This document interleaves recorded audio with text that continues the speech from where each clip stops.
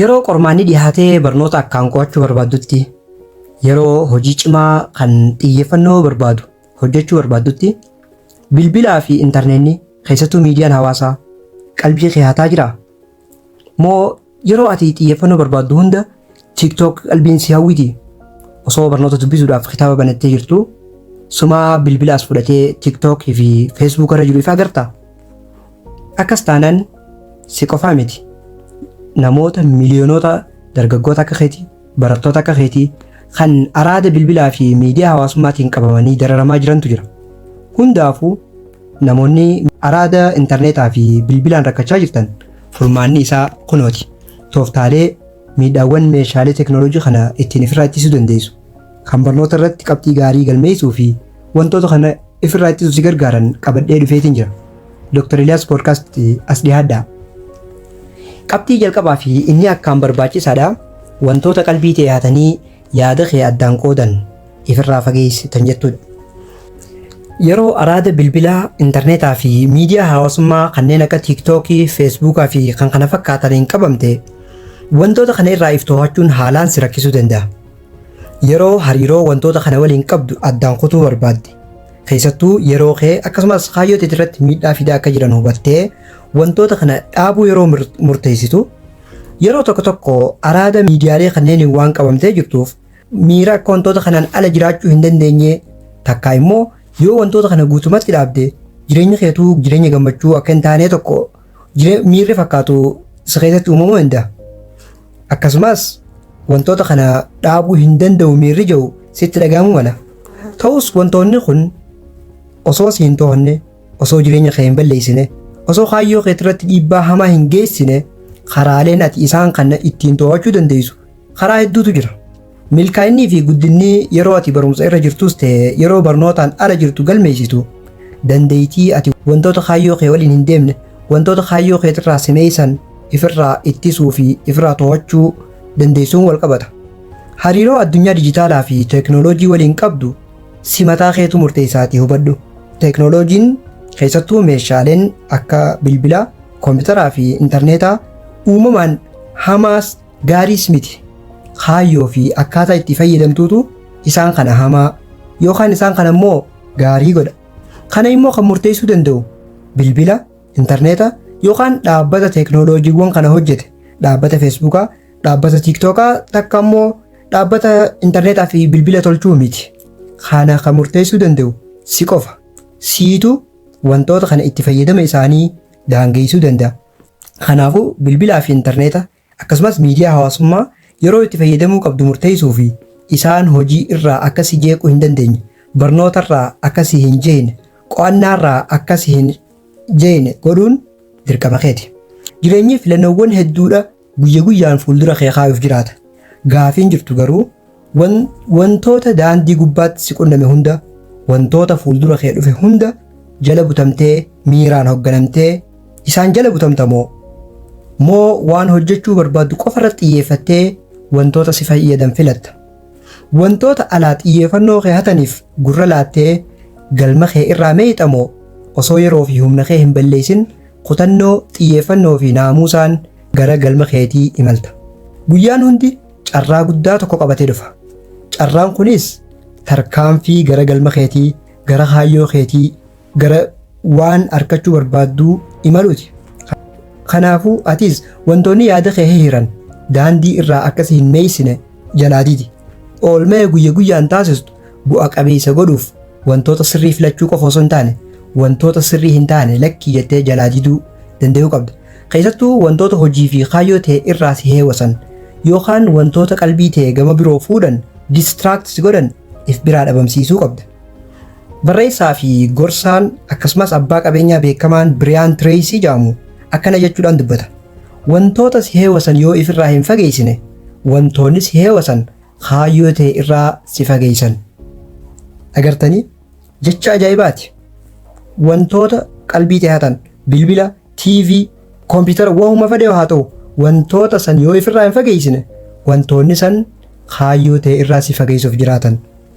Hoggaa bilbilaa fi intarneetaan qalbiin teenya butamte yeroo qaalii silaa hojiiwwan barbaachisoo ta'an irratti dabarsuu qabnu. Wantoota bu'aa guddaa hin qabne irratti dabarsina. Fakkeenyaaf ganama yeroo hirriiba irraa dammaqnu humnaa fi hamilee qabna. Kanaaf ergaawwan gama Feesbuukaatiin, viidiyoowwan gama Tiiktookkaatiin takka immoo meeseejiiwwan gama kamiituun nuuf ergaman laaluuf yookaan odeeffannoo haaraa barbaaduuf bilbila fayyadamnee qalbii fi humna keenya achirratti balleessuu hin qabnu.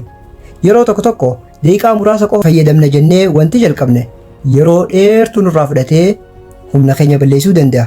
Kun ta'uu hin qabu. Yeroo guyyaa haaraa jalqabdu hojiiwwan jireenya keetiif baay'ee barbaachisoo ta'aniin jalqabi. Beeksisa takka notifikashinaa bilbilaas ta'e koompitaraa ifirraa cufuudha. Teknooloojii to'achuuf tarkaanfiin jalqabaa fi barbaachisaan beeksisa takka immoo notifikashina bilbilaa fi koompitara keessan irraa gama keessan dhufu hamma danda'ame dhaamsuudha. Aappiin bilbila irraas ta'e koompitara keessan irra jiru hundinuu jalqaba beeksisa takka notifikashina isiniif erguuf hayyama gaafata. Yeroo qo'achuuf koompitara kee banatti akkuma iddoo teessee qo'attuu fi mana jireenya guyyaa guyyaan qulqulleessitutti fuula bilbila keetiis ta'e koompitara keetii wantoota qo'annaa irraa si jeeqan, wantoota hojii keetii irraa si jeeqan hunda ofirraa cuftee qulqulleessuu qabda. Appilikeeshinii, marsariitii takka weebsaayitii, kitaaba mata duree qo'achuuf deemtu waliin hin deemne, TV, wantootuma kaayyoo kee waliin hin deemne hundaa'u ofirraa cufuu qabda. Yeroo barnoota qayyabattus ta'e yeroo hojii cimtuu irratti xiyyeeffachuu qabdu bilbila kee kaaznaa takka kutaa biroo keessa dhiisuuf yaali. Mana itti qo'attu osoo hin taane mana biroo kaayi. Wantoota qalbii kee nahatan jettu hundaa'u ofirraa fageessi. Wantoota irraa fagaachuu hin dandeenye immoo fakkeenyaaf yeroo tokko tokko kan akka TV fa'aa yoo ta'e kutaa inni jiru irraa fagaadhu. Wantoota hojii kee xumuruuf si barbaachisan qofa banadhu. Wantoota san qofa bira dhiyeessi. Yeroo hojii hojjettuu fi qayyabannaa ta'e xiyyeeffannoon xumurte maatii fi hiriyoota kee waliin haasa'uu fi bashannanuuf yeroo gahaa argatta. Yoo isaan sirraa fagoo jiraatanillee carraa bilbilaa fi miidiyaa hawaasummaatiin wal qunnamtee sirnaan wajjin haasa'uu ni dandeessa. Yeroo bashannantus qaamaa fi qalbiidhaan bashannanaa qananii goota. Kanaaf yeroo hojii irra jirtu hojjedhu, yeroo waa dubbistu dubbisi, yeroo barnoota irra jirtu baradhu, yeroo bashannantus bashannani. Kaayyoo fi sagantaa ifa taate kaayyachuudha. Wantoota hedduu wal cinaa hojjechuuf yaaluun jireenya kee hedduu jeeqa. Bu'aa argachuu qabdullee ni xiqqeessa. Amala kana dhiisuuf yookaan amallee akkanaa akkasitti hin barreef qabxiiwwan kanneen hordofi.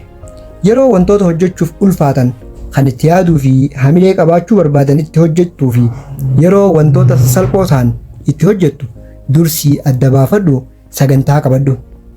Yeroo hojii jajjabduu tan waa hunda caalaa si barbaachisu itti hojjechuuf deemtu wantoota si jeeqanii qalbii ta'ee jiran ifirraa fageessi. Miidiyaan hawaasaa fi beeksisni bilbila keetii qalbii si hatuu yookaan si jeequu ni danda'a beeki. Kanaafuu bilbilaa fi wantoonni akkana fakkaatan xiyyeeffannoo si dhorkanii yaada si dura akka hin bittinneessineef ifirraa fageessi yookaan ifirraa cufi. Wantoota salphoo akka odeeffannoo barbaaduu, namoota waliin haasa'uu, ergaa imeelii fi feesbuukaa deebisuu, tiiktook laaluu fi kan kana fakkaatan galgala yookaan eega hojii ta'e xumurta booda fayyadami. Wantoota salphoo fi humna hin barbaanne wantoota garuu si jeequu danda'an kana eega hojiiwwan barbaachisoo ta'an xumurte booda hojjedhu. Tarkaanfiiwwan dandeettii xiyyeeffannoo horachuuf si gargaaran keessaa inni jalqabaa mul'ataa fi kaayyoo ifa taate qabaachuudha. Kanaaf wanta tokkicha taatee argamuu jaalattu ifatti beeki. Namni waa hunda ta'uu fedhu waan tokkollee ta'uu hin danda'u. Kanaaf ati maal ta'uu feeta? Gaafii tanaaf deebii sirrii lafa kaayyadhu. San booda tooftaa fi tarsiimoo baafadhu. Wanta hojjechuu qabduu fi wanta hojjechuu feetu addaan baafadhu. Wanta ammatti hojjechuu qabdu kan akkaan barbaachisaa fi bu'aa qabeessa ta'e sun sirriitti beeki. San booda kan sitti tolu osoo hin taane isa dursa argachuu qabu, isa hojjetamuu qabu san hojjedhu. Yeroo tokkotti waan tokko qofa hojjedhu. Makmaqsi Oromoo beekamaan tokko namni waa lama ari'u tokkollee hin qabu. Ammas makmaqsa Oromoo akkana jiru jira. Nama waa lama yaadu gabaatti hin erginaa yookaan mi'a gata yookaan ifiif badaa. Agartanii ilmi namaa maashinaa miti. Yeroo tokkotti waan tokko qofa hojjechuu danda'a. Atis yeroo tokkotti waa hedduu wal cinaa hin hojjetin. Yeroo tokkotti hojiiwwan gosa adda addaa wal faana hojjechuun yaada kee iddoo hedduutti qooda. Humna hojii tokkoof oolee bu'aa buusuu danda'u bittimsee bu'aa dhorka. Kun immoo booddee hamilee waa hojjechuus dhorkuu danda'a. Kanaaf jalqaba hojiiwwan hojjechuu feetu keessaa kan dursa argachuu qaban dursa kennii fi tartiibaan tokko tokkoon wal jalaa hojjedhu. Namni lama ari'u tokkollee hin qabu beeki. Waan tokko argachuuf kan biraa dhabuun waanuma jiru. Namni tokko yeroo wal fakkaatatti bakka adda addaa keessatti argamuu hin danda'u. Sababni isaas dhalli namaa yeroo tokkotti iddoo fi haala adda addaa keessatti argamuu akka hin dandeenye uumamaatu isa daangeesse. Namni tokko al tokkotti waa lama dalaguuf yaaluun waan yaade lameenuu dhabuudha. Yeroo hedduu filannoo lama qofti walitti asaafanii isaan lameenuu hojii akkaan barbaachisoo nutti fakkaachuu danda'an. Dhuguma lameenuu bu'aa guddaa kan qaban ta'uus danda'an. Ta'us isaan lameenuu hojjechuudhaaf jalqaba tokko dursa argachuu qaba. Kanaafuu lameen keessaa isa fooyya'aa ta'e filattee isa kaan yeroof dhiisuu qabda. Sanbooda yeroo tokkotti hojii tokko qofa irratti xiyyeeffadhu. Hojiin sanis isa yeroo sanitti jirtu kan fuuldura kee akka hojjetamuuf si dura taa'e san qofa ta'uu qaba. Hojii tokkicha irratti qaamaa fi qalbii teetiin xiyyeeffadhuuti isa san xumuri. Hubadhu ati waa hunda hojjechuuf hin uumamne. Waa hunda hojjechuus hin dandeessu. Waan guddaa tokko hojjechuuf uumamte. Waan guddaa hojjechuuf uumamte san hojjedhu. Yeroo tokkotti waanuma tokko qofa sirriitti hojjechuu dandeessa. Kanaafuu xiyyeeffannoo ta'e isa tokkicha san irra godhi. Humna qabdu, yeroo qabdu, waan qabdu hunda isa irratti dhangalaasi. Isa san milkaa'inaan xumuri.